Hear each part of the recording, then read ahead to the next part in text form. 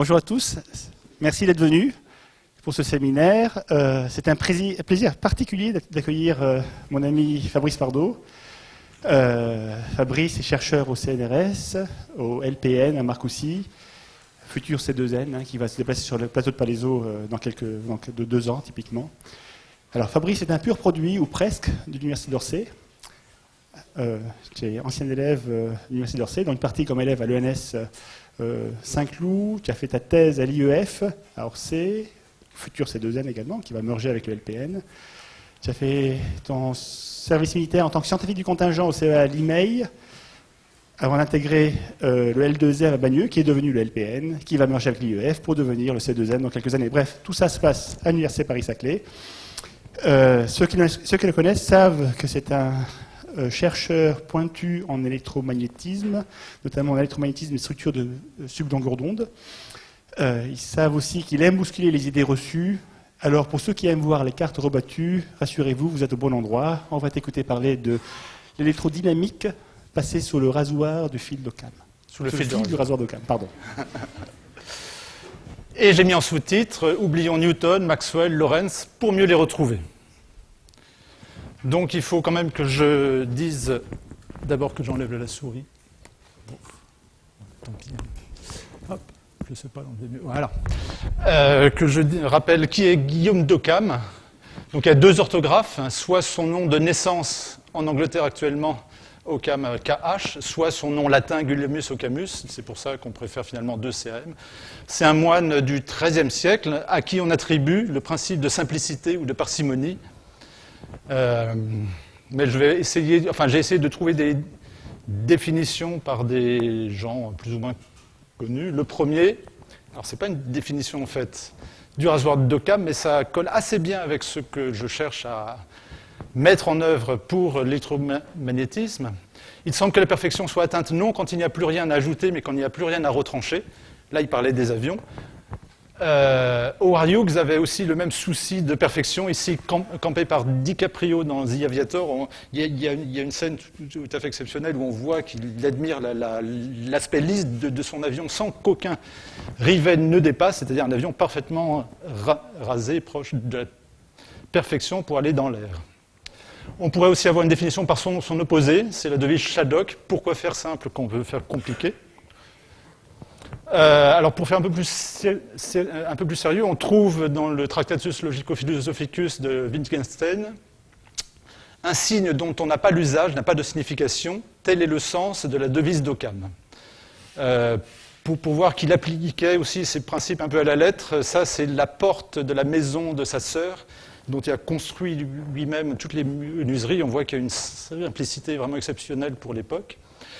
Alors, au début, je trouvais que ça n'avait pas grand-chose à voir avec ce que j'avais envie de présenter. Il n'empêche, si on part des équations de Maxwell écrites dans un style assez proche de celle de Maxwell, on a plein de signes de dérivés. Il y a une notation un peu plus récente avec des opérateurs différentiels où il y a moins de signes. On peut dire c'est un peu mieux dans ce sens-là.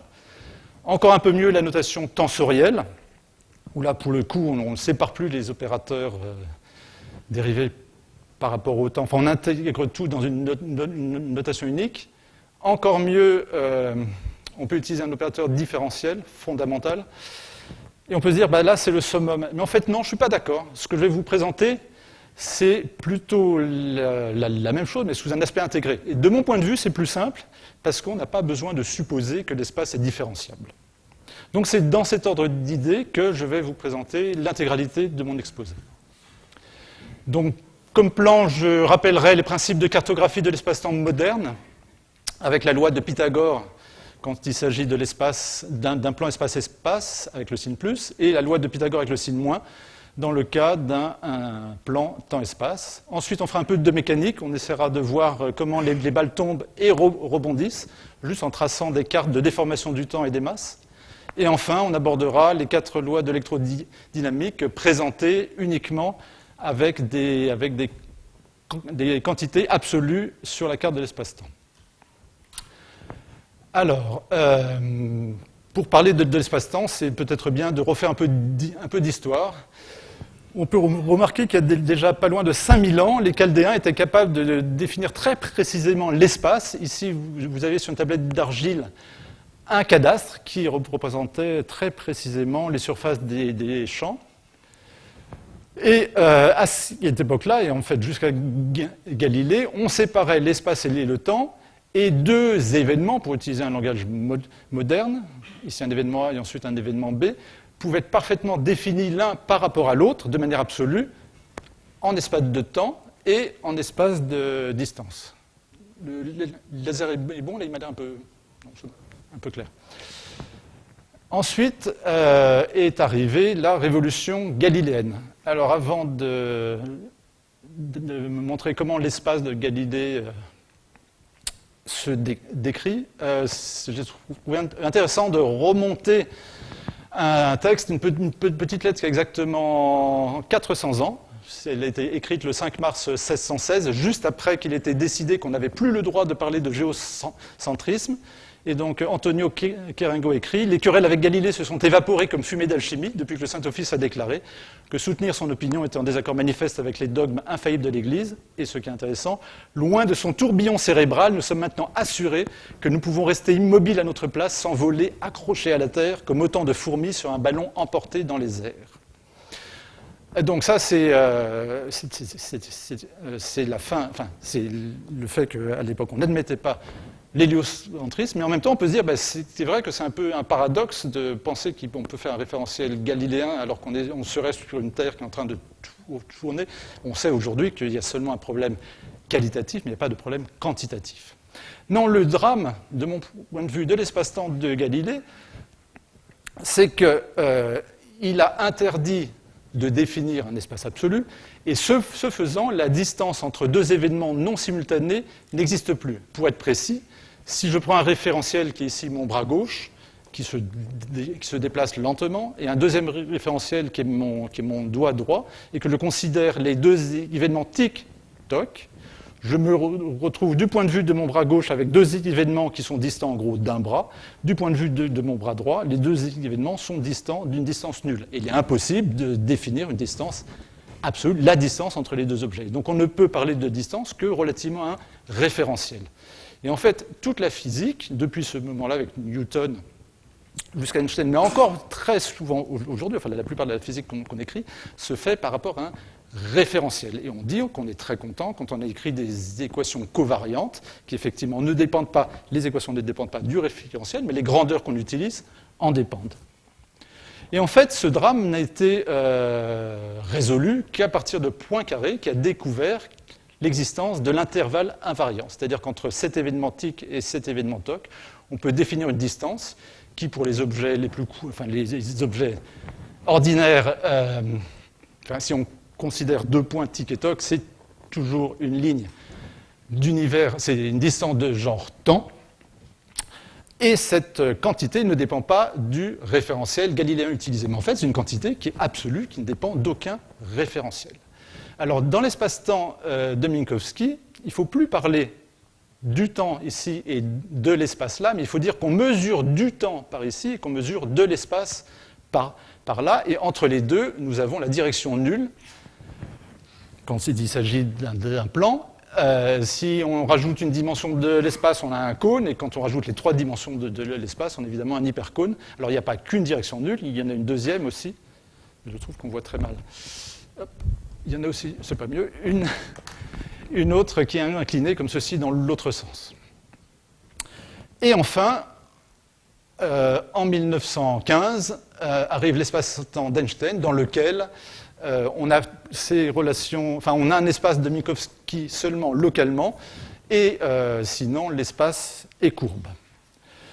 Alors cette image est parlante pour se rendre compte qu'effectivement l'espace est courbe et qu'il y a des distorsions, mais c'est absolument pas intéressant pour arriver à comprendre comment on a attraction d'un corps par un objet massif, parce qu'en fait on voyage surtout dans le temps et pas du tout dans l'espace. Mais ça on va le voir. C'est intéressant de noter qu'Einstein délaissera en fait assez longtemps l'espace de Minkowski quand il parlera de relativité restreinte. Il a écrit encore en 1920 que le travail de Minkowski est sans aucun doute difficile d'accès pour celui qui n'a pas d'expérience en mathématiques. En fait, on va voir qu'il n'y a que la règle de Pythagore avec le signe moins en dessous, donc il n'y a pas de raison de s'inquiéter.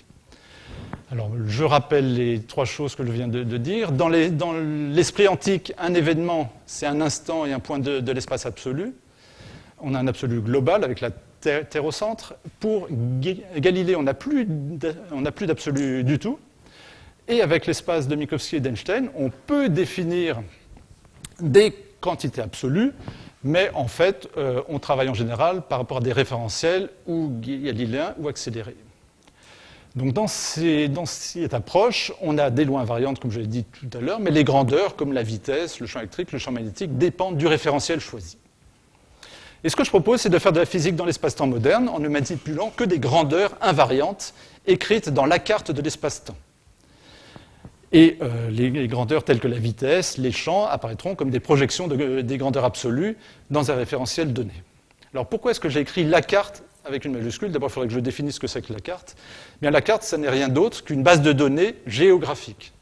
OpenStreetMap, ce n'est pas les choses qu'on voit sur l'écran, mais c'est un ensemble de données qui disent de tel endroit à tel endroit, on a une distance de temps. Donc dans cette carte, on définit des points, des lignes, des surfaces, et on a des valeurs comme la distance.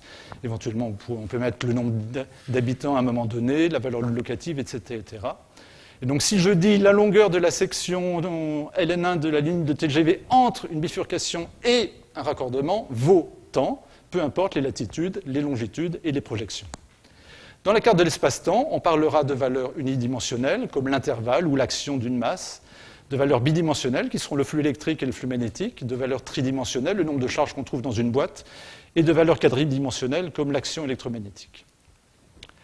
En fait, cette carte, ce n'est rien d'autre qu'une promotion de ce qu'on appelait le diagramme de Minkowski, mais il n'y a pas de raison de se résoudre au simple terme de diagramme, c'est vraiment une carte, une base de données. Alors, pour travailler dans cette carte, il faut faire d'ailleurs point carré, il l'avait fait en 1905, on passe dans un système de mesure du temps et de l'espace tel que C est égal à 1. On se débarrasse de ce coefficient C. Une possibilité, c'est de prendre comme échelle de temps la seconde, mais à ce moment-là, pour échelle de temps, il faut prendre 300 000 km. Ce n'est pas très maniable pour notre esprit, sauf si on pense aller aux distances entre la Terre et la Lune. Mais dans la vie de tous les jours, je propose d'utiliser la nanoseconde. C'est l'ordre de grandeur d'une horloge, de l'horloge que j'ai dans mon ordinateur. Et à ce moment-là, l'unité de distance, c'est le pied léger ou light foot, défini très exactement qu'au 29,979245,8 cm. À comparer au pied impérial, qui vaut très exactement 30,48 cm et qui fait un peu moins de 2% en plus. Alors évidemment, avec ces unités, la vitesse de la lumière est égale à 1. On n'en parle plus. Et pour vous donner un ordre de grandeur en tête des vitesses en cause, une nano... Alors, quand je dis une nano, en fait, c'est n'importe quel système d'unité dans lequel C est égal à 1. On aurait pu avoir une seconde et 300 000 km. L'unité de vitesse, à ce moment-là, c'est typiquement la nano. Une nano, c'est grosso modo 1 km par heure à 8% près. Et si dans le futur, vous voyez au bord de la route ce panneau 110 nanos, il faudra que vous ayez en tête que ça correspond à grosso modo 120 km par heure. Maintenant, pour travailler dans l'espace, on a besoin d'équerres dans l'espace de Minkowski. Si on prend une section espace-espace ou une section temps-espace, on va avoir des équerres différentes. L'équerre la plus anciennement connue, ça fait plus de 5000 ans qu'on est certain que les maçons l'utilisaient, c'est une équerre qui est construite sur 3 longueurs, 3, 4 et 5. On a ici un angle droit. Si on veut un triangle dont un côté fasse une unité et l'autre côté une unité, il faudra que l'hypoténuse fasse racine de 2. C'est un peu compliqué parce que finalement, pour une équerre temps-espace, c'est infiniment plus simple. On a l'équerre d'Einstein pour laquelle l'hypoténuse vaut tout simplement 0. Alors ces lignes d'intervalle nul, elles sont fixes dans l'espace-temps et elles forment ce qu'on appelle le cône de lumière. Alors, je vais aborder donc les propriétés communes à l'espace, communes dans l'espace-temps, sans gravitation, ce qu'on appelle l'espace-temps plan, c'est que c'est un plan affine, donc on a le droit de faire des droites parallèles, des réflexions, des dilatations. Et si on a une section espace-espace, c'est un plan euclidien, et donc on a le droit de faire des rotations et d'en déduire la loi de Pythagore, C2 égale A2 plus B2. Je ne résiste pas au plaisir de vous rappeler une démonstration, je ne sais pas si vous l'avez en tête. On prend un triangle ABC, rectangle sur l'angle opposé à C. On fait une réflexion, ça c'est autorisé dans tous les types d'espaces affines. On fait ensuite une rotation. Alors ça ne sera pas autorisé dans une section temps-espace. Je fais une deuxième rotation. Ensuite, je vais dilater, ça serait autorisé, ce triangle-là d'un coefficient A, dilater l'autre triangle d'un coefficient B, de telle façon que ces deux côtés-ci soient égaux. Je récupère le triangle original et je le multiplie d'un facteur C, de telle façon que les côtés, on retrouve A fois C et B fois C. On a les mêmes angles rouge ici et vert. Et donc, on a l'hypoténuse qui est commune, c'est-à-dire C2 égale A2 plus B2. Maintenant, si je passe une section temps-espace, c'est tout pareil, sauf qu'on n'a pas le droit aux rotations et on aura la relation de Pythagore pour deux segments orthogonaux, T2 égale à T'2 égale à T2 moins X2, si il se trouve qu'on a un T'2 qui est de type temps, ou le signe opposé si on a une différence qui est de type... Enfin bref, il faut se débrouiller. Enfin, je vais redire les choses mieux. Lorsqu'on calcule T2 moins X2, soit on trouve une valeur qui est positive, à ce moment-là on a un intervalle de type temps dont le carré vaut cette valeur-là, soit on trouve une valeur négative, dans ce cas-là on change le signe et on dit qu'on a un intervalle de type espace. Alors dans cette section, on a le droit aux compressions-extensions, aussi appelées boost en anglais. Et on va faire un tout petit peu de géométrie dans une section de l'espace-temps. Alors, je vais tracer ici les deux lignes nulles et un vecteur temps unité, arbitraire. Je projette ce vecteur temps sur les deux lignes nulles et j'obtiens les vecteurs U et V. Je peux aussi construire, donc T est égal à U plus V, je peux aussi construire moins U plus V, que j'appelle Z, et il se trouve que Z est de longueur unité, et, alors ça c'est le plus facile, il est orthogonal à T, tout simplement on voit que T plus Z, c'est exactement parallèle à la ligne de lumière, c'est d'intervalle nul, donc T et Z sont orthogonaux. Maintenant, en fait c'est cette paire de vecteurs UV, elle n'est pas unique, j'aurais pu chercher un autre segment ici unité T, et j'aurais trouvé une autre paire de vecteurs UV. Mais tout ce que les vecteurs UV ont en commun, c'est qu'ils sont proportionnels. C'est-à-dire que j'ai le droit d'affecter d'un coefficient de compression U, par exemple, mais il faudra que je dilate V par le facteur inverse. Ici état, et 1 sur état. On remarque tout de suite que la surface sous-tendue par ces paires de vecteurs est invariante. Et si maintenant on construit les nouveaux vecteurs unité T' et Z', il est très facile de construire les nouveaux vecteurs unités orthogonaux T' et Z'. Alors, ce n'est pas très visible qui sont orthogonaux. Je suis bien d'accord qu'en fait tout le problème, c'est que dans notre rétine et notre cortex, on a un espace à peu près euclidien. D'ailleurs, on a un espace qui n'est pas tout à fait l'espace réel, parce que je crois que tous ici, vous êtes certains dans votre cerveau que la Terre est plate. Je crois que quand vous voyez la Lune sur l'horizon, vous la trouvez plus grosse que lorsqu'elle est au-dessus de votre tête. C'est tout simplement parce que vous croyez qu'elle est plus loin, vous êtes convaincu inconsciemment qu'elle est plus loin, parce que vous êtes convaincu inconsciemment que la Terre est plate et qu'il y a un plafond. Donc, il faut se débarrasser de ce genre de notions. On est capable de se débarrasser, on sait tous que la Terre n'est pas plate. Maintenant, il faut se débarrasser du fait qu'on attend de voir un angle droit lorsqu'on voit un carré. Bref, là, on a construit tout simplement la transformation de Lorentz sans grande difficulté, et sans parler du tout de vitesse, qui est une grandeur pas du tout absolue. Néanmoins, on peut obtenir la transformation de Lorentz classique. On écrit ce qu'on vient de dire pour T et Z. On inverse pour obtenir T' en fonction de T et Z. On remarque ici que T', c'est quoi? C'est un vecteur d'un objet qui serait immobile dans le référentiel mobile. Je prends mon référentiel TZ comme le référentiel fixe, le référentiel T', Z' comme le référentiel mobile. Donc T', c'est quelque chose pour lequel il n'y a pas de composante Z', c'est un objet immobile. Et cet objet immobile va consommer une valeur ici selon l'espace et ici selon le temps. S'il fait le rapport entre les deux, c'est ce qu'on appelle la vitesse du référentiel mobile par rapport au référentiel fixe. On obtient 1 moins zeta2 sur 1 plus zeta2. On peut inverser la formule et obtenir une quantité qui est plus souvent manipulée par son logarithme. Et donc, état, en fait, c'est exponentiel de ce qu'on appelle la rapidité. Bon, la rapidité, ça n'a pas un grand intérêt, si ce n'est que quand on fait deux transformations en produit, la rapidité elle apparaîtra en somme. Et donc, quand on enchaîne deux changements de référentiel, on peut dire au moins la rapidité de 1 plus 2, c'est la rapidité de 1 plus la rapidité de 2, chose qu'on avait classiquement avec la vitesse.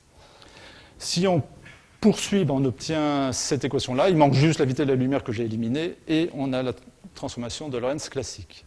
Alors évidemment, on peut faire toutes les choses classiques, de repérer la contraction des longueurs, la dilatation du temps. Pour ceux qui ne connaîtraient pas assez bien la relativité, quelques pistes.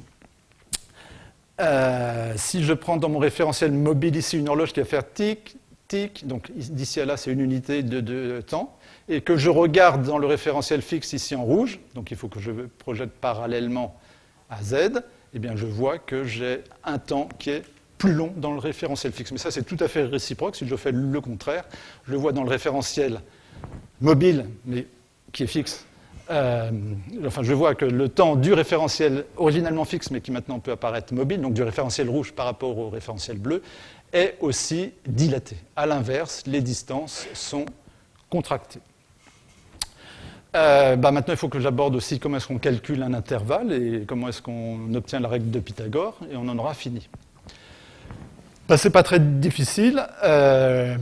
En fait, l'intervalle, c'est défini comme la surface sous-tendu par projection sur les deux lignes de lumière UV.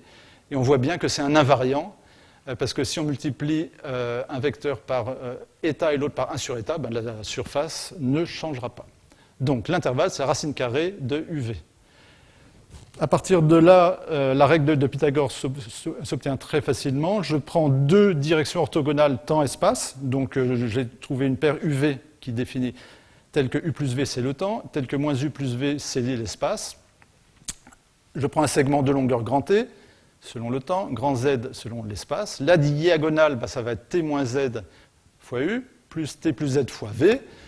Je fais le produit de ces deux machins-là et je prends la racine carrée. J'obtiens racine carrée de T2 moins Z2. C'est fini pour Pythagore. C'est la seule règle essentielle pour toute la mécanique qu'on va faire à présent. Comment les balles tombent-elles ? Je reviens à Galilée parce que c'était le premier à avoir remarqué que la masse des corps n'intervenait pas. Ce n'est pas parce qu'il a fait l'expérience à partir de la tour de Pise, en tout cas ce n'est pas ce qu'il a publié, mais c'est parce qu'il a fait une expérience de pensée dont je vais vous rappeler ici une démonstration qui n'est pas tout à fait la même, qui est plus simple. Trois corps identiques chutent identiquement. Si maintenant je rassemble deux des corps, a priori rien ne va changer au niveau de la chute de ces trois corps. Mais si je regarde le groupe de deux corps comme une masse double, ça chute comme un corps de masse 1.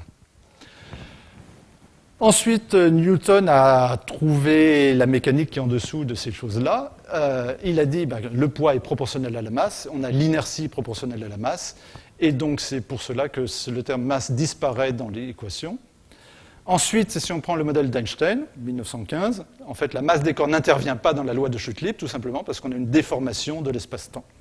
Alors, déformation de l'espace-temps, il y a un mois, je crois que vous en avez tous entendu parler, parce qu'on a observé un événement, il a été publié un événement observé en septembre, qui est absolument dramatique. Il semble bien que deux trous noirs qui tournaient l'un autour de l'autre, qui chacun avait environ une trentaine ou une quarantaine de masses solaires, tournaient l'un autour de l'autre, émettant des ondes gravitationnelles se faisant perdant de l'énergie, donc ils se rapprochaient l'un de l'autre, et les derniers moments, vus de loin, ont été tout à fait dramatiques parce qu'ils n'ont fait que quelques tours en une fraction de seconde, et ils ont dissipé une énergie équivalente, si je ne me trompe pas, à 5 fois la masse solaire.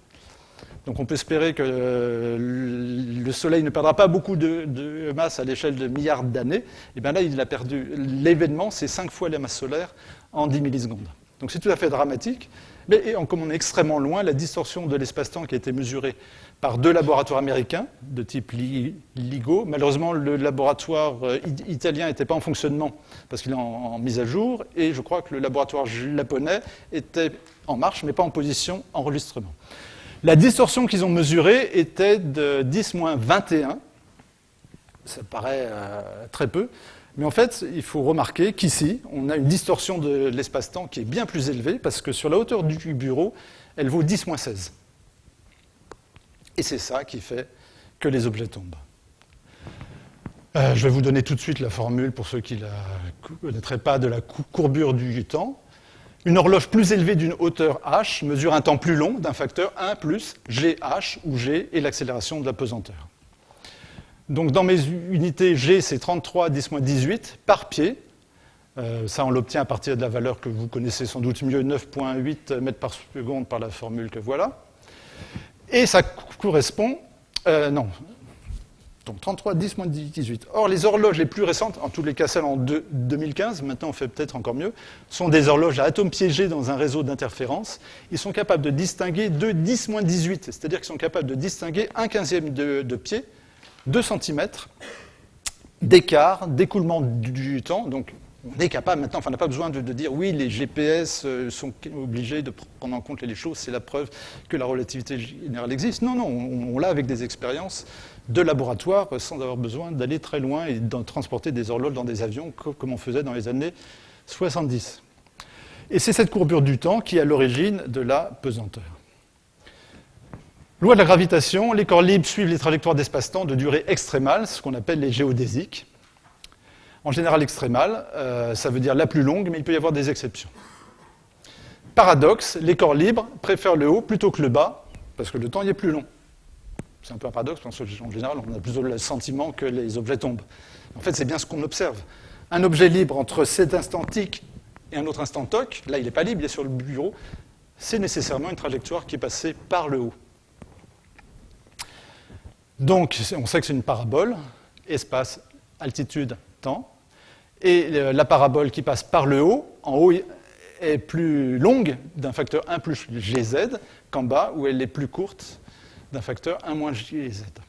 Mais quand on le trace là, on se rend compte qu'il faudrait peut-être faire des petits calculs de Pythagore ici, parce qu'on a incliné entre le temps et l'espace du référentiel qu'on a choisi. Eh bien, qu'est-ce qui va se passer? Si je considère ici un temps t, la diagonale va être plus courte, puisqu'elle vaudra racine carrée de t2 moins z2. Donc c'est mieux de passer en haut, mais c'est moins bien d'atteindre le haut. Il va y avoir un optimum qui va correspondre à la trajectoire la plus longue. Alors pour rechercher l'optimum, on peut faire ça, on peut le faire à la main. Je vais prendre un exemple d'un objet qui, je sais qu'il est à l'altitude 0 au point A, et 2 secondes plus tard, 2 milliards de nanosecondes, c'est mon unité que j'ai choisie, il est au point B à la même altitude, et la question que je pose, c'est quelle est la trajectoire entre les deux dans un champ une accélération de la pesanteur de 32, 10-18. Normalement, j'ai dit 33, mais ça va être plus simple pour les calculs. Donc là, on a un travail de détective de l'espace-temps. A et B sont connus. Qu'est-ce qui se passe entre les deux? Eh bien, je vais tracer la trajectoire par approximation successive, et à la fin, on trouvera la parabole. Alors, regardons plus en détail. Si je prends une trajectoire formée de 2 segments, si elle est horizontale, bah, évidemment, il n'y a aucun écart. Là, je gagne 60 milliardièmes de nanosecondes, jusqu'à 256, et ensuite, c'est moins long, donc c'est moins bien. Je prends cette trajectoire-là, je la resubdivise, je gagne 24 milliardièmes, 32 milliardièmes, ah, c'est ici le mieux. Je subdivise encore, et puis à la fin, on obtient la trajectoire parabolique avec un excès. Pour l'expérience que j'ai faite, donc une trajectoire parabolique qui monte jusqu'à 16 pieds de hauteur et qui dure 2 secondes, un excès de 341 milliardièmes de seconde, à comparer avec le temps mesuré par l'horloge ici, qui est en excès sur le temps mesuré par l'horloge là, de environ 1 millionième de seconde. Ah oui, c'est juste une mention que ça, c'est la technique qu'on appelle typiquement la technique lagrangienne pour trouver les équations du mouvement, mais on peut aussi inverser le problème et dire, bah, si j'étais ici au repos, quelle va être la trajectoire, si je considère qu'au début, j'ai une vitesse nulle? Bah, il suffit de prendre ce point-là, de déplacer un petit peu les choses jusqu'à ce qu'on arrive avec une trajectoire ici horizontale, et à ce moment-là, on sait que le point d'arrivée sera ici et que l'objet, initialement au repos, aura descendu de 16 pieds en une seconde. Bon, alors c'est la parabole classique, z égale 1,5 de gt2. Analytiquement, on peut l'obtenir en mesurant la géodésique. Donc ce petit intervalle, je note d taux. Alors, j'ai dit tout à l'heure que finalement, si je considère une balle ou deux, enfin une boule ou deux, c'est la même chose. Hein, la trajectoire va être la même. Mais en fait, si sur cette trajectoire je mets une boule ou deux, c'est pas vraiment la même chose. Donc il faut mettre la masse quelque part. À un moment ou à un autre, il faudra qu'on mette la masse, et je vais la mettre immédiatement. Et ce qu'on appelle le produit de la masse par ce petit intervalle, c'est l'action. Je pense que vous avez entendu parler de l'action de Maupertuis. Celle-là, on l'obtient. Il faut prendre un référentiel temps-espace, projeté, dt, dz. On obtient l'expression ici de ds, donc masse, facteur de la longueur du truc, qui est racine carrée du temps au carré, moins dz au carré. Le temps, il ne faut pas que j'oublie de l'affecter du coefficient 1 plus les z, évidemment. Ensuite, on va développer cette expression-là en faisant l'hypothèse que Gz est très petit. Bon, ça, on l'a vu, c'est vraiment le cas. Et que les vitesses dv sur dt sont aussi très petites, qu'on est en nano. Eh bien, les Babyloniens étaient capables de faire ce genre de calcul avec le sin plus. Je pense qu'ils auraient été capables de le faire aussi avec le sin moins. Et ils auraient obtenu, enfin, c'est en tout cas nous ce qu'on obtient, m plus mgz moins 1,5 de mv2. Et on reconnaît ici l'énergie potentielle moins l'énergie cinétique, avec un terme d'énergie potentielle qui est issu de la distorsion du temps, mais on a aussi un autre terme d'énergie potentielle, m, qu'en général on retrouve plutôt sous la forme mc2 qu'on n'a pas mis c égale 1, qui peut être sujet à distorsion de la masse. C'est ce qu'on va voir maintenant. Si je considère une balle comme celle-ci, elle fait environ 30 grammes, que je la comprime, je vais exercer environ une vingtaine de newtons, je la comprime d'environ 1 cm, je calcule avec les unités classiques que ça fait 0,3 joules, et donc si j'utilise la formule bien connue MC2, j'obtiens un M' qui, relativement à M, a été augmenté de 10-16. Ça paraît très peu, mais en fait le 10-16, c'est exactement ce qu'on a retrouvé comme différence d'écoulement du temps sur la hauteur du bureau, et on a des effets dramatiques. Et donc probablement on va voir là la même chose. Je propose de faire l'expérience. Donc, je augmente la masse de ma boule ici verte. Et j'attends. Et normalement, on va voir un événement B qui est celui où Riyad va rattraper la balle. Où ? Non, il fallait que tu la rattrapes avant parce que là, je néglige la pesanteur. Mais bon, c'est pas grave.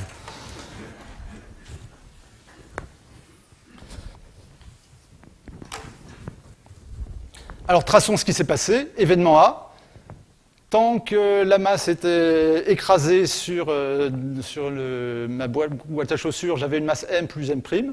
Et lorsqu'elle a été libérée, elle a suivi une trajectoire. Je suppose qu'ici, c'est un petit morceau de droite. Et il faut que je calcule jusqu'à arriver au point B. Et le problème que je pose, je connais A, je connais B, et je vais jouer encore au détective comme tout à l'heure. Quel est le temps qui sait... Enfin, combien de temps avant qu'on récupère la balle au point B, j'ai fait l'opération de coupe du fil. Eh bien, allons-y. On va à nouveau faire les approximations de la vitesse faible. Donc, l'approximation de la vitesse faible, la formule de Pythagore avec le sin moins ici donne mt moins mz2 sur 2t. Et donc, l'action a cette expression-là. Ce terme-là ne dépend pas du temps t que je cherche à déterminer. Et pour trouver son extrémum, il faut que je varie t, et je l'obtiens quand la variation de l'action est nulle, et donc quand m' est égal à 1,5 de mv2, c'est-à-dire lorsque la vitesse ici correspond à une énergie cinétique 1,5 de MV2 qui est égale à l'énergie potentielle que j'ai mis en comprimant mon objet. Alors, cette action-là qu'on mesure... où est-ce qu'il y a mon point rouge? Voilà. Qu'on mesure le long de la trajectoire, c'est une action qui est extrêmement concrète. C'est une notion qui est aussi concrète que, je ne sais pas, que le périmètre du bureau. Alors, pour revenir aux unités, enfin aux grandeurs plus communes, l'énergie, si on considère deux trajectoires qui diffèrent d'une petite quantité dt dans un référentiel, la différence d'action S'-S rapportée au temps s'appelle l'énergie de ma particule. Si au contraire je fais un déplacement d'espace, dz, eh bien S'-Z rapporté à moins dz, c'est ce qu'on appelle la composante de la quantité de mouvement Pz. Maintenant, l'unité naturelle de graduation de l'action, c'est la constante de Planck, qui, dans mes unités à la noix, vaut 737 10-42 kg nanosecondes. Mais la quantique n'est pas le sujet, et je vais passer tout de suite à l'électrodynamique. Donc, on va aborder les 4 lois de l'électrodynamique.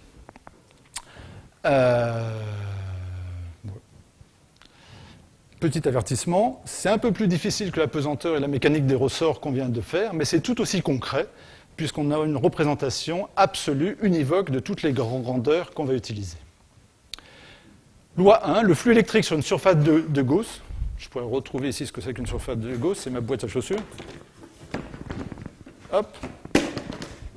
Donc sur une surface de Gauss fermée quelconque, ici c'est une surface espace, espace, espace, est égale au nombre de charges électriques élémentaires incluses. Là, je crois que j'en ai une. Mais seulement, on verra, mais je vais vous le décrire après, que cette boîte, elle peut aussi bien être de type espace, espace et temps.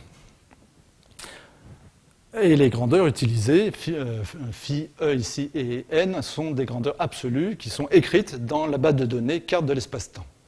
Seconde loi, encore plus simple, le flux magnétique sur une surface de Gauss fermée quelconque est nul, ou éventuellement, si on croit au monopôle de Dirac, égal au nombre de charges magnétiques élémentaires. À l'occasion, les unités de flux qu'on va utiliser, c'est précisément QE et H sur QE. Lorsqu'on compare l'action de deux trajectoires d'une charge Q, il faut ajouter Q fois phi m, le flux entre les deux trajectoires. Et dernière loi, sur deux surfaces infinitésimales égales et complètement orthogonales, le flux magnétique est proportionnel au flux électrique avec les bonnes unités que j'ai choisies. Le coefficient, c'est 2 fois la constante de structure fine. Alors, les deux premières lois, à quoi ça correspond avec nos quantités bien connues? Si je prends dans un référentiel T, X, Y, Z, je considère le flux sur une surface unité temps, espace Tx, c'est ce que l'on appelle Hx. Donc Hx, c'est la densité de flux par unité de surface de type temps-espace. Si je prends une surface espace-espace, ça c'est plus classique, enfin c'est plus classique, c'est plus habituel, la densité de flux, c'est la composante du déplacement électrique. L'unité légale de flux électrique, c'est le coulomb, et l'unité naturelle, c'est la charge élémentaire, charge de l'électron, environ 1,6 10-19 coulombs. On va voir qu'à partir de la loi somme sur une boîte fermée des flux est égal au nombre de charges, ça nous donne le second groupe d'équations de Maxwell. La densité de flux magnétique, c'est ce qu'on appelle le champ électrique et le champ magnétique. Alors attention, la densité de flux magnétique, c'est ce qui nous donne le champ électrique. Ne pas avoir de problème de vocabulaire ici. Et donc, sur une surface unité orientée xt, le flux magnétique, c'est la composante EX du champ électrique, et le flux magnétique YZ, c'est la composante BX. Là, l'unité légale de flux magnétique, c'est le Weber, et l'unité naturelle qu'on utilisera, c'est H sur QE. Pareil, mais c'est encore plus simple, puisque là, on a un zéro. On obtient à partir de la loi de conservation des flux, de nullité du flux, le premier groupe d'équations de Maxwell. Alors, je vais juste voir qu'on les obtient bien. Je prends une boîte X, Y, Z, unité infinitésimale, j'ai 6 faces, et ma loi dit que la somme des flux sur les 6 faces est égale au nombre de charges incluses. Donc le flux, par exemple, je prends la surface de x plus, c'est cette surface-là en rouge, orientée YZ, et le flux, c'est dx fois dy dz. Le flux de l'autre côté, il faut que je le retranche, si je l'oriente de la même manière, donc je vais avoir ici un signe moins. Pour la surface zx, donc je pars de z et je vais en x, c'est celle que j'ai au fond là-bas, zx. Elle a le bon goût d'être orientée, ça se voit pas trop, mais ça se voit pour... Ça se voit pas trop qu'elle est orientée dans le même signe que la surface rouge, si, parce que quand ça va descendre ici, on va bien se retrouver opposé avec le rouge, genre deux surfaces sont dans le même sens, comme ceci, si effectivement les deux flèches sont opposées. Bref, et au final, cette somme de tous les flux doit être égale au nombre de charges incluses. Si j'exprime cette différence à partir des opérateurs dérivés partiels et que j'intègre ici un dx, enfin que j'introduis ici un dx, ici un dy et là un dz, j'obtiens cette expression-là, et si je fais passer ceci à droite, j'obtiens que la divergence de d est égale au rapport du nombre de charges au volume, c'est-à-dire la densité de charge. On a la même chose si on considère une boîte de type temps-espace. Donc ça, c'est exactement la même chose en prenant les définitions de dx, comme on vient de le voir. Pour h, je dis, hz, c'est la densité de flux sur dt dz. Donc là, il faut que je change de signe, c'est pour ça que je l'ai mis un signe moins.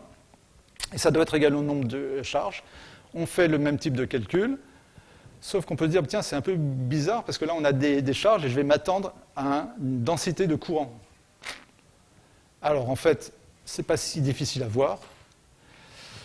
Il faut considérer que c'est la même chose. Si je prends ici une boîte, enfin là, je vois l'intégralité de l'espace avec ici t, z, et puis là-bas, j'ai x et y. Donc, à gauche, j'ai un volume x, y, z. C'est le truc classique dans lequel je vais avoir un nombre de charges grand N.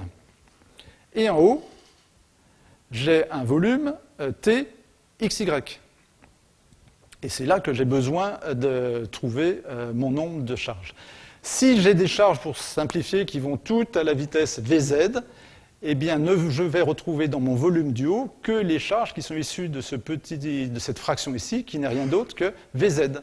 Le rapport ici au temps, c'est ce qu'on appelle, c'est Vz. Et donc, le nombre de charges en haut, c'est NQE Vz. Et j'ai mis un signe moins, pourquoi ? Parce qu'en fait, cette surface ce volume ZXY, à comparer à TXY, on voit bien que là, les charges sortent à droite. Quand je vais comme ceci, elles vont dans l'autre sens. C'est très important de considérer que les charges ont une valeur par rapport au sens de la trajectoire qu'on choisit pour le temps. D'ailleurs, c'est Feynman qui avait dit, en définitive, un positron, ça n'est rien d'autre qu'un électron qui va en sens inverse du temps, et une annihilation, on peut plutôt que considérer un électron et un positron qui s'annihilent, c'est juste une trajectoire de l'électron qui est reparti en arrière avec une émission de 2 photons. Donc voilà, on a compris pourquoi on a le signe moins et le facteur QE-VZ, d'où le J. Alors je le poursuis. Dans mon calcul n sur dt, dx, dy, j'obtiens n vz sur dz, dx, dy, et donc moins ρ vz.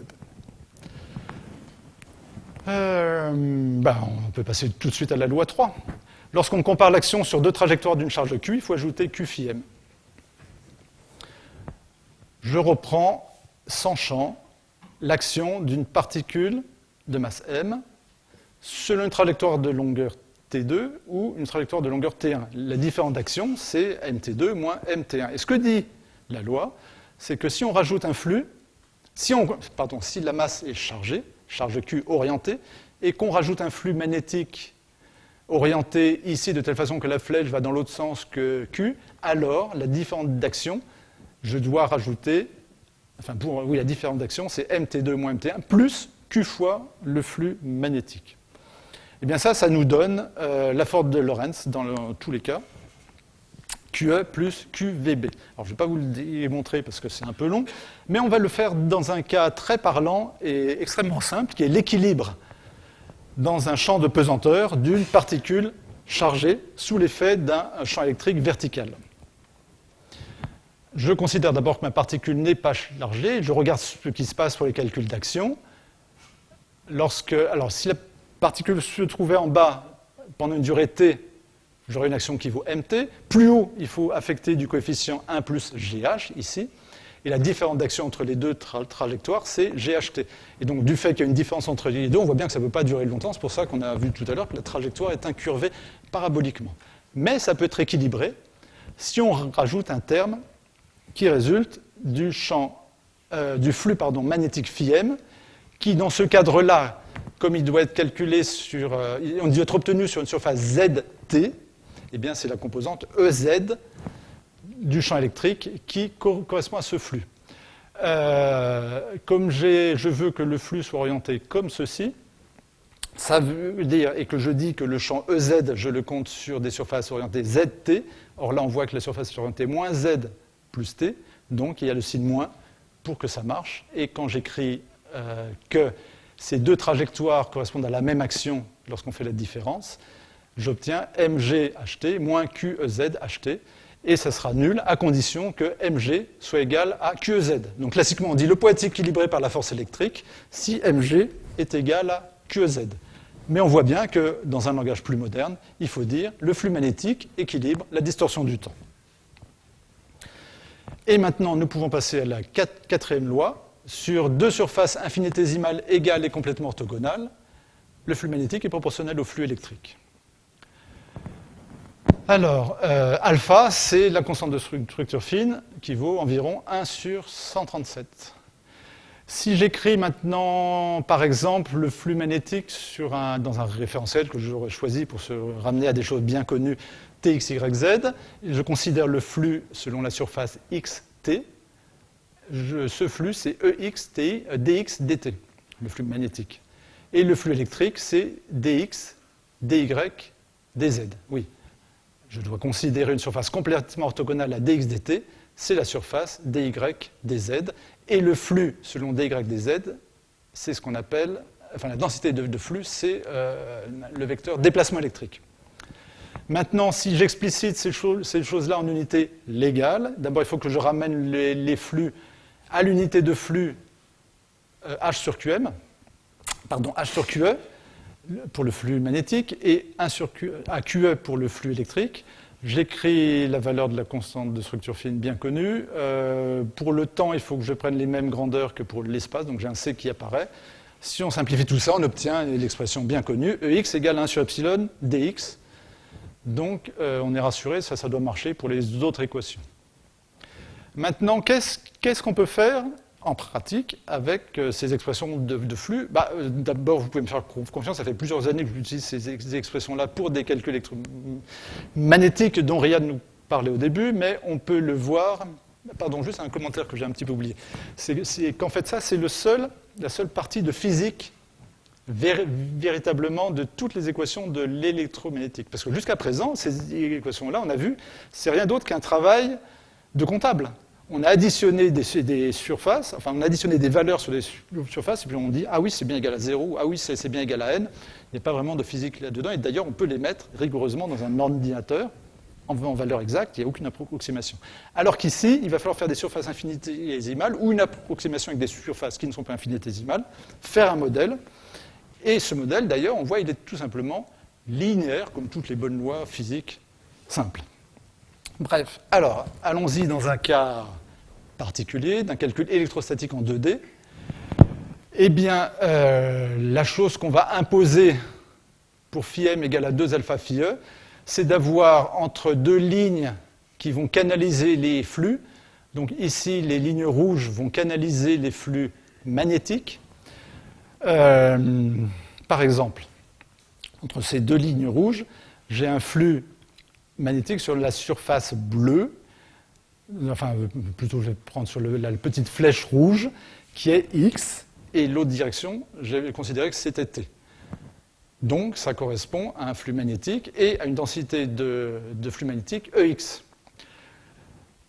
Au contraire, entre deux surfaces ici bleues, j'ai un flux que je calcule sur une surface définie par ici ma flèche bleue selon Y, et l'autre direction qui doit être complètement orthogonale, donc on voit qu'elle est orthogonale puisque Y est orthogonale à X, mais pour la surface magnétique, j'avais pris T, donc là il faut prendre Z. Donc complètement orthogonale à XT, c'est YZ, et c'est la densité dx. Et j'écris que le flux sur ces deux surfaces-là est proportionnel. Si j'ai pris pour les valeurs de flux déjà le coefficient 2α, je me retrouve avec des dimensions des lignes rouges ici qui doivent être égales aux dimensions des lignes bleues là, que ce soit ici loin ou ici près. Si je considère que donc, le flux est toujours le même à travers entre toutes ces lignes.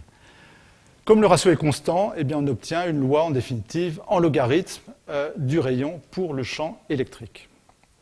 Maintenant, ça c'était pour une surface espace-espace. Si je passe une surface espace-temps, qu'est-ce qui va se passer? Là, c'est la propagation des ondes électromagnétiques, c'est infiniment plus simple. Si je considère, il faut croire qu'il existe des solutions qui sont des tubes ici, dans lesquels le flux va être constant, et puis nul en dehors. Si je fais une coupe, et que ce flux est orienté selon x pour l'autre direction, eh bien je vais observer ici une impulsion de champ électrique EX. Si j'avais fait, donc ce flux est uniforme, donc je peux considérer n'importe quelle surface entre ces deux lignes, surface orientée selon l'autre direction, une des directions perpendiculaires au tableau, j'ai considéré que c'était x. Si je prends une autre surface orientée selon z, donc zx plutôt que xt, j'aurais mis en évidence que j'observe un champ magnétique BY. Exactement synchrone. Donc, ce qu'on écrit en général avec les équations de Maxwell qui se traitent, qu'on craint un peu de traiter lorsqu'on a un régime impulsionnel, parce que les dérivés ici, à l'entrée et à la sortie, ne sont pas très commodes, sauf si on utilise la théorie des distributions. Là, il n'y a pas besoin de mathématiques, c'est immédiat. Il suffit de rien du tout pour l'instant, parce que je n'ai pas encore écrit complètement les équations. Il faut que j'écrive aussi ce qui se passe pour le flux électrique. Pour le flux électrique, c'est pareil, il est uniforme. Et à la fin, mais là je n'ai pas le temps de le faire, il faut écrire la relation entre ces deux flux. Et si à nouveau on a pris le coefficient 2α pour les deux flux, et on voit que les longueurs bleues et les longueurs rouges sont égales, et donc la relation constitutive est bien vérifiée avec la solution que je présente.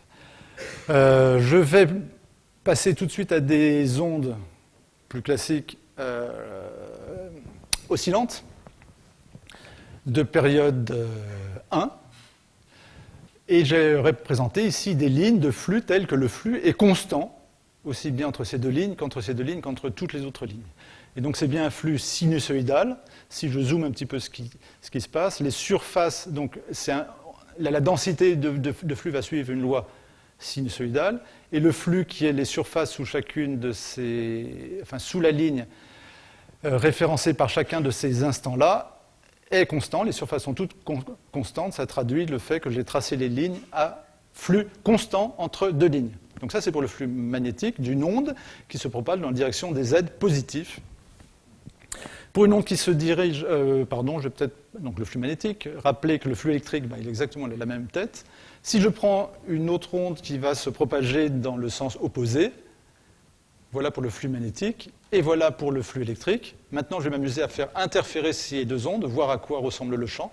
On sait qu'il va y avoir des nœuds et des ventres de champ électrique et de champ magnétique. En termes de flux, à quoi ça correspond? C'est très simple, on additionne. Et on voit, si on a supposé un système tel que le champ électrique des deux ondes est identique, c'est-à-dire qu'on a continuité du flux selon ces lignes-là. Donc là, on a la continuité du flux. Et là, on observe des vortex qui sont alternés, une fois dans un sens, une fois dans l'autre. Et ça, c'est des courbes que je peux tracer qui sont absolues. Il n'y a pas 36 façons de la représenter. Dans la carte de l'espace-temps où je dis, voilà, tel instant, tel endroit, je n'ai pas de flux à travers la surface rouge. Ça, c'est universel. Et le flux entre ce point-là et ce point-là, pour une unité selon x, il vaut une unité que j'ai choisie ici. C'est une figure absolue. Si je regarde maintenant l'interférence du flux électrique, eh bien, il y a un décalage, parce que les deux signes doivent être opposés. On ne va pas rentrer dans les détails. Si on regarde trop ça en plus, c'est hypnose assurée. Si je superpose mes deux diagrammes de flux, j'obtiens cette figure-là.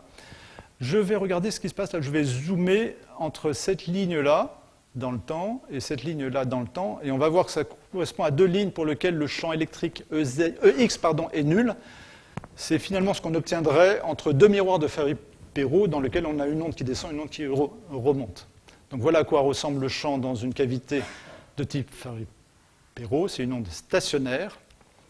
Donc les lignes rouges, c'est les lignes de flux magnétiques. Donc ici, on a un flux qui est orienté selon les surfaces perpendiculaires entre deux lignes rouges, donc ça serait une ligne bleue. Eh bien, on voit que le flux est orienté ZX. Donc on n'a que du champ magnétique, on n'a pas de champ électrique ici. Au contraire, ici, il est orienté à 90 degrés, et donc on n'a que du champ électrique, on n'a pas de champ magnétique. Donc tout le long ici, on a du champ électrique, tout le long ici, on a du champ magnétique. Ce qui est assez marrant de remarquer, c'est que tout à l'heure, j'ai décrit pour une particule qui a une certaine masse, des lignes d'espace-temps. Mais ces lignes d'espace-temps sont toujours de type temps pour une particule réelle, et c'est d'ailleurs ça qui fait qu'on dit qu'on ne peut pas aller plus vite que la vitesse de la lumière, parce que si on allait plus vite, on aurait une trajectoire de type espace. En tous les cas, mathématiquement, si on cherche la géodésique entre deux points, elle sera ou bien de type temps, ou bien de type espace, ou de type nul. Mais elle ne peut pas être un endroit de type espace, puis plus loin de type temps. Au contraire, les lignes qui bordent les flux, ici, on voit, c'est des lignes qui sont parallèles au temps, et puis elles passent continuellement à des lignes parallèles à l'espace. En fait, ces lignes de flux transcendent l'espace-temps. Je vais zoomer encore un petit peu plus, et tracer en même temps les lignes nulles. Et on voit apparaître bien des petites équerres ici. Donc, ces longueurs-là, par exemple, la longueur ici rouge est égale à la longueur bleue, la longueur ici est nulle. Donc ici, on a bien deux lignes orthogonales. Ah oui, parce que tout ça, c'était bien biscornu. Dans le cas électrostatique, vous voyez bien que les lignes étaient orthogonales, mais là, elles sont encore orthogonales. Vous avez là la preuve. Vous avez la preuve parce que ça ressemble bien aux transformations de Lorentz que j'ai fait tout à l'heure. On a le même angle au niveau de la projection de notre rétine. Qu'est-ce qu'on peut dire de marrant ici? C'est que, le produit d'un flux selon une ligne bleue et selon une ligne rouge, ça occupe complètement l'espace, parce que c'est deux surfaces complètement orthogonales, x, y et zt, mettons. Et comme j'ai considéré que c'était un flux identique de partout, je me retrouve avec des quantités qui sont les produits Q, E et H sur QE, c'est H, donc c'est des quantités d'action. Donc chacune de ces petites zones-là, c'est une quantité d'action identique, et on voit qu'elle est très variable et qu'elle est nulle pour les ondes planes, mais ça c'est bien connu, c'est parce que E2 est égal à H2. Bon voilà, je crois qu'il est temps de passer à la conclusion. Il y aura encore plein de choses à dire, mais évidemment on ne va pas le faire aujourd'hui.